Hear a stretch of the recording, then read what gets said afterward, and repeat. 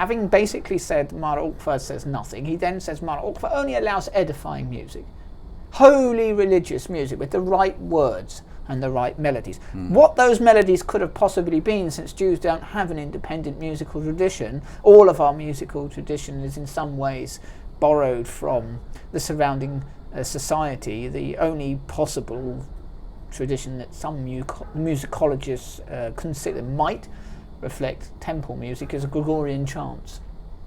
That's about, as far as to my knowledge, but somebody maybe more expert can say.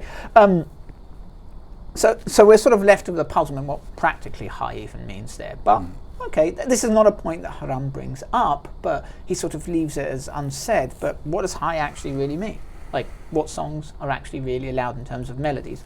It's not really said. And even you look in modern Jewish practice, you can't use a secular melody in the synagogue, becomes highly contentious because what is a secular melody? To illustrate this, an anecdote: the famous Hazan Simcha Kozovitsky was once when he was employed at the great synagogue in London, famously sang Kaddish to Kesar Asara, to which people were shocked and askance. And when asked about how he could do this, he responded, "No, it's a famous Ukrainian folk song." He was completely oblivious to its origins.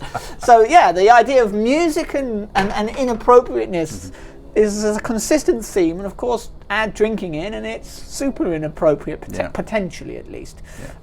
Which of course is why alcohol is sometimes sanctified and sanctioned, as you can do it, you drink it in these circumstances and none other.